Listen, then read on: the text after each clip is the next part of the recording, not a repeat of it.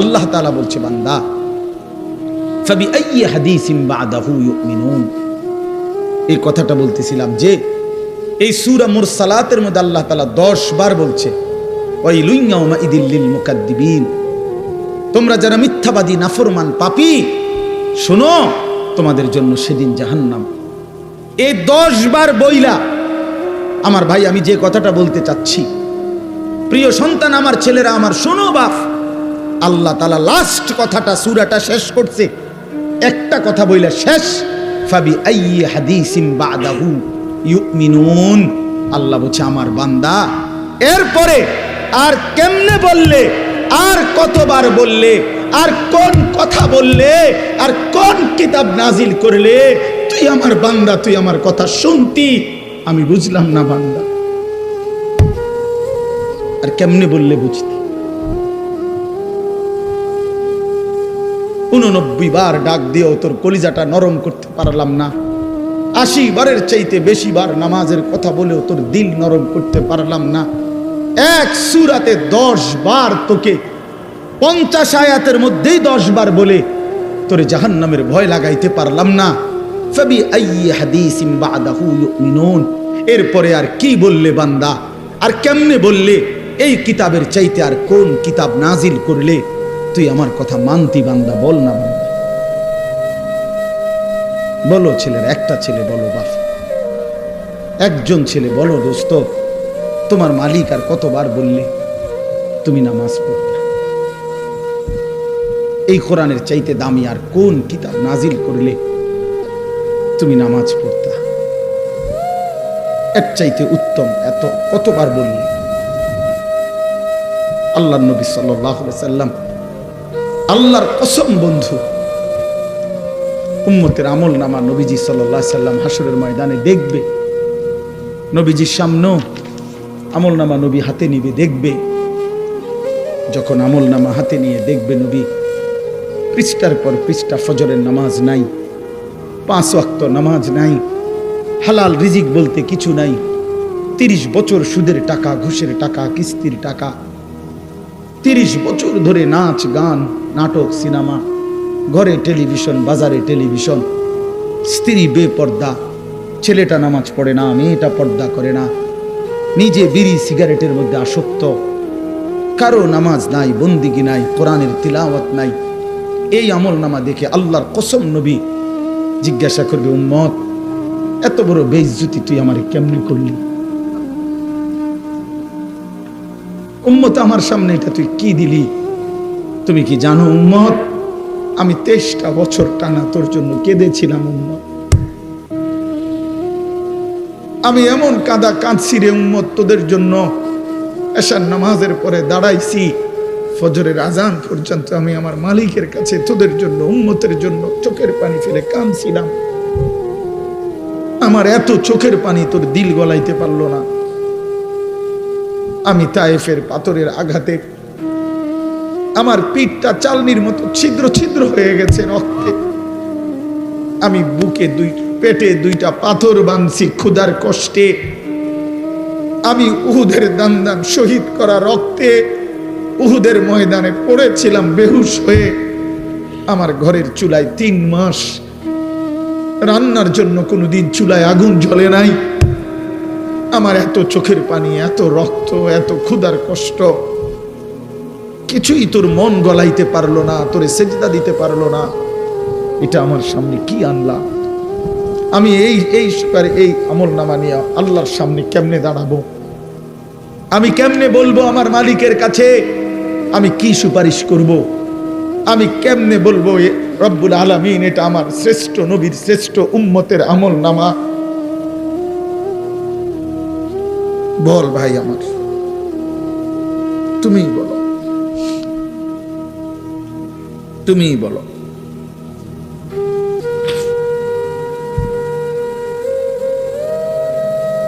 এত বিপুল পরিমাণ মুসলমান আমরা, 92% চাইতে বেশি মুসলমান আমরা, অথচ তারপরেও ইসকনের উগ্র হিন্দু সন্ত্রাসীরা আমার মুসলমান ভাইয়ের জবাই করে ফেলছে, রক্ত লাল করে ফেলছে জমিন।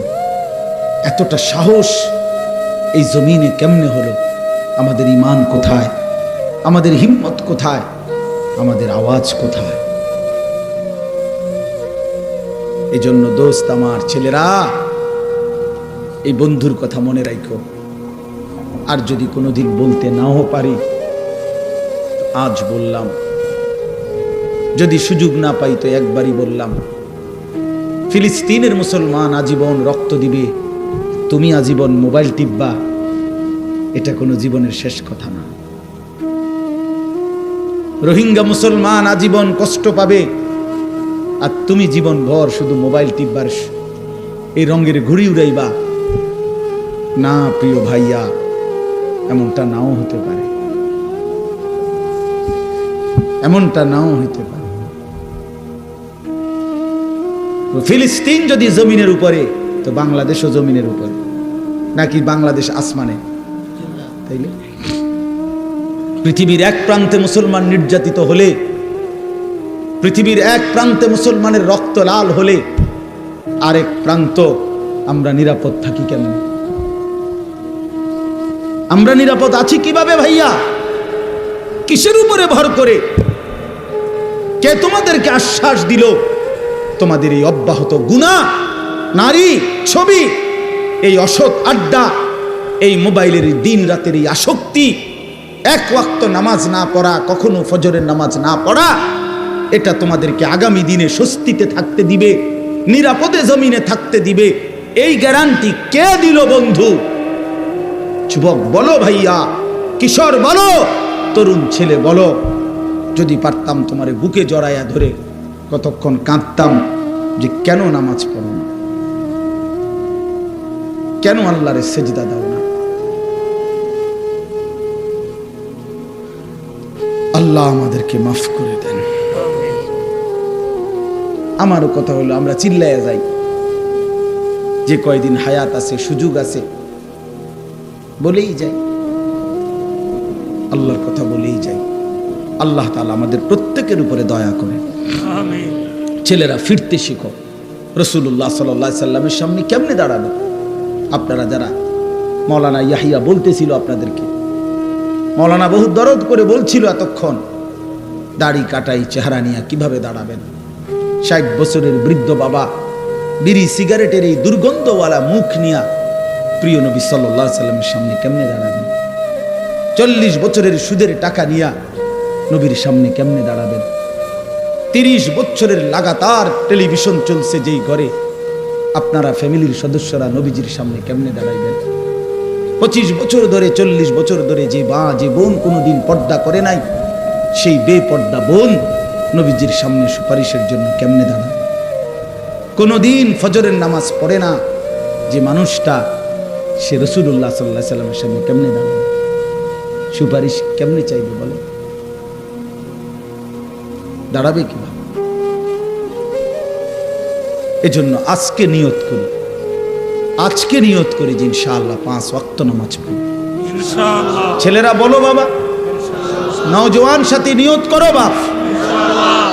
হিম্মত করো, পারবা ইনশাআল্লাহ। তুমি পারবা, তুমি যুবক পারবা ইনশাআল্লাহ। নওজোয়ান তুমি পারবা ইনশাআল্লাহ। তুমি সেজদা দিলে আল্লাহর আরশ কাঁপা উঠবে ইনশাআল্লাহ, ইনশাআল্লাহ।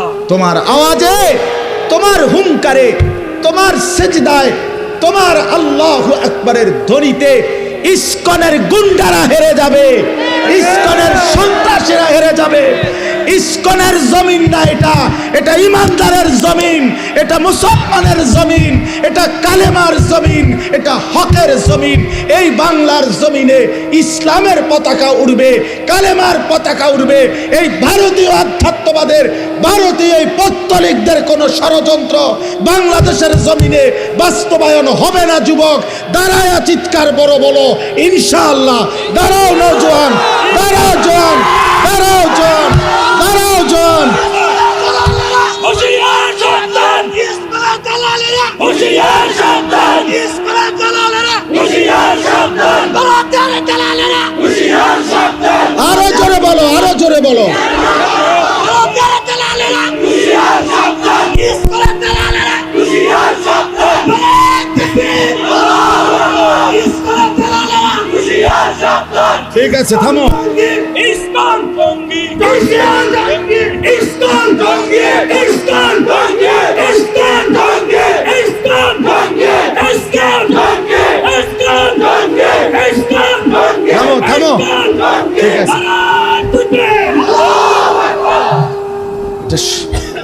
আল জিহাদ, আল জিহাদ। হ্যাঁ যুবক, রক্তই সমাধান, শাহাদাতের খুনই সমাধান। কোন হিন্দু বেঈমান এই জমিনে আমরা কোনোদিন তাদের উপরে কোনো জুলুম করি নাই। বাংলাদেশের জমিনে আবহমান কাল ধরে হিন্দুরা আমাদের সাথে শান্তিপূর্ণভাবে অবস্থান করছে, কারো উপরে আমরা জুলুম করি নাই।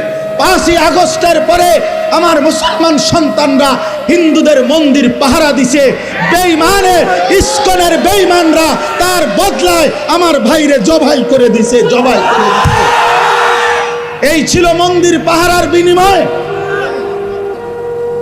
এই কি ছিল বিনিময়? আমরা তো কোনোদিন জুলুম করি নাই, কোনোদিন জুলুম করি নাই।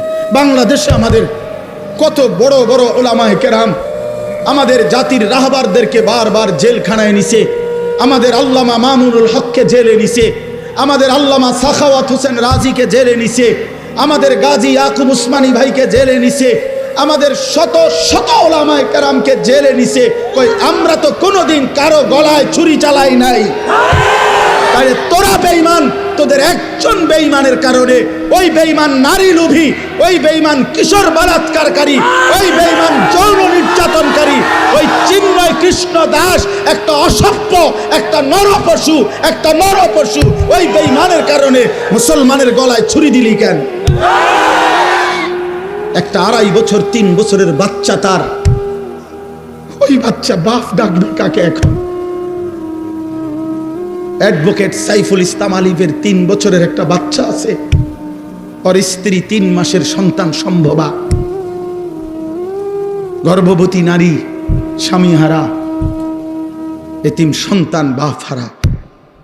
তোমরা ছেলেরা, অনুরোধ করছি ছেলেরা, বাপ তোমরা জানো না এটা প্রমাণ করে দিছে দুশ্মন। বেডি চাইও না, বেডি চাইও না, ছেড়ে দাও, বেডির পিছনে জীবন শেষ করো না।